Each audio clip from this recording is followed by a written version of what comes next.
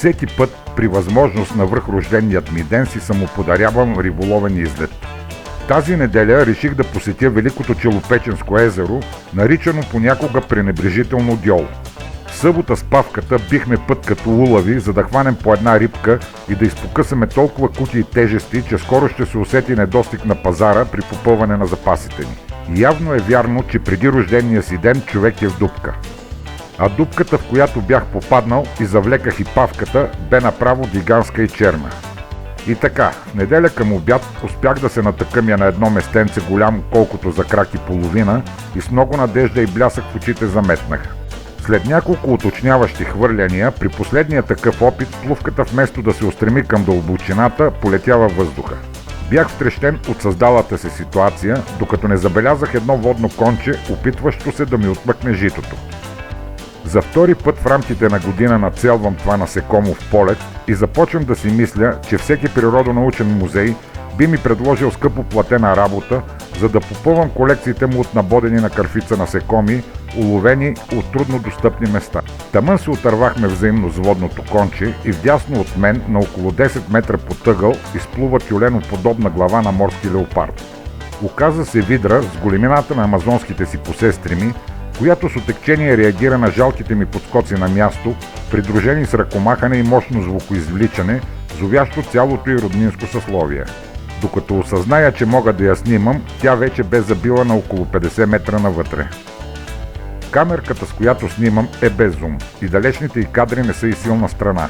Но въпреки това, макар и лошо, се вижда плуващото чудовище, което говори за размера му. Най-накрая се започна и с риболова и една много добра баба се полакоми за житцето ми. Тъмън се нагласих психически за риболов на едри бабушки и нещо надхвърлящо представата за такива, мощно опъна тоягата и не ми остави никакъв шанс да се запознаем. По натиска и опана съдя, че надхвърляше кило и канче на тежест, а от практиката знам, че всяка пропусната риба е най-голямата, която някога ти е калвала. Отново последва бабушляк и нормализиране на риболова и се започна с едни каракуди, дето човек ги чака по цяла вечност да ги напипа.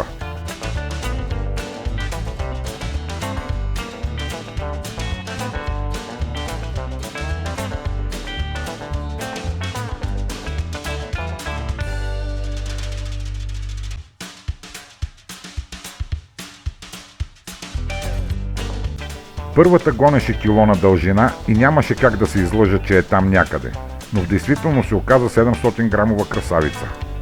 Явно хвърлила хайвера и отслабнала от недохранване, рибата бе намалила теглото си драстично, макар силата и съпротивата й да бяха същите.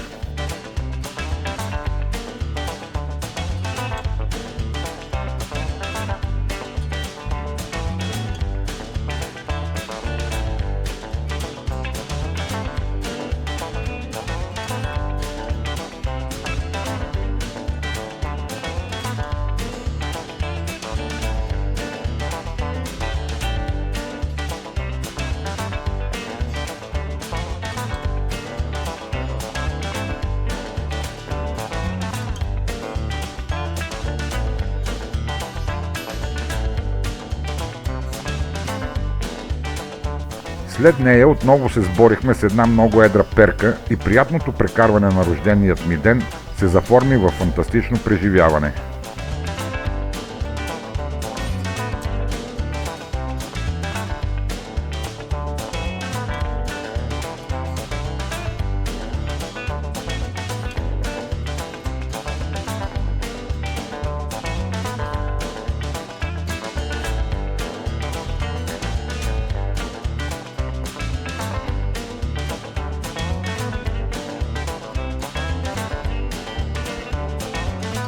Последва нов удар и борба и още една цепеница излезе в ефир за пряко предаване. После трета, четвърта и така нататък. Едри парчоци ми сгъваха тоягата и изпитваха уменията ми.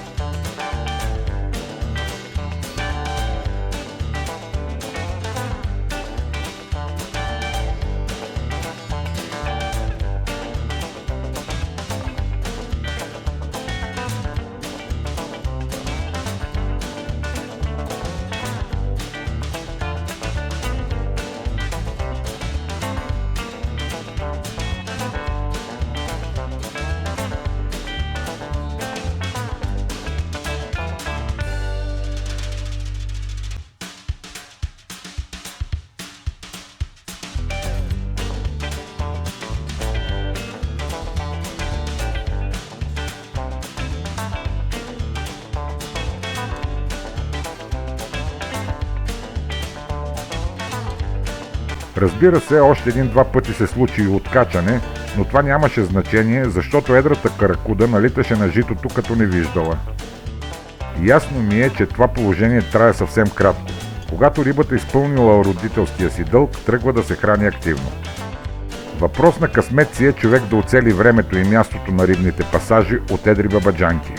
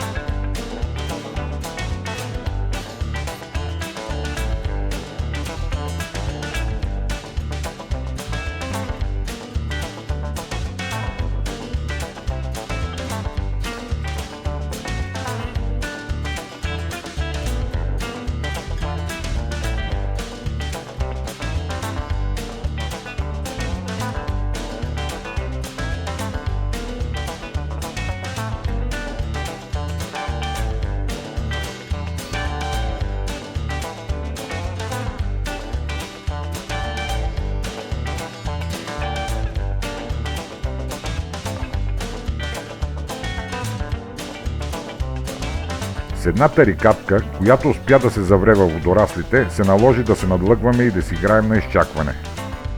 В края на краищата, човека победи природата и тя отиде на визитация в живарника.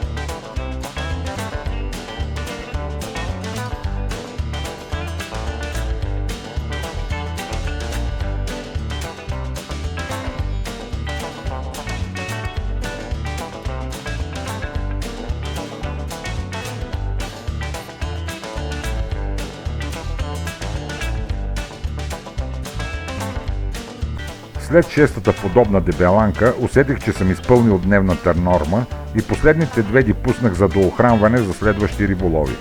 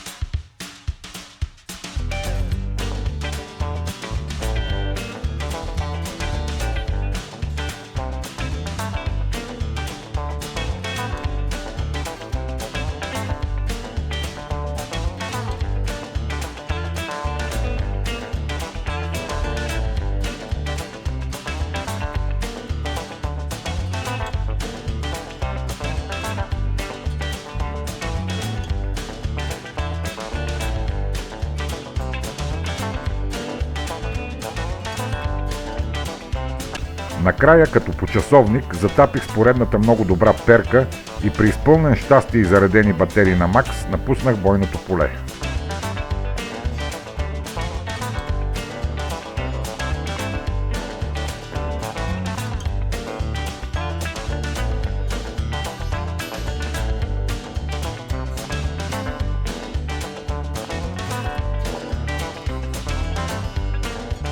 Та великото Челопеченско езеро днес ми направи подарък, за който мечтаех от много време. С две думи, начелопечих се здраво.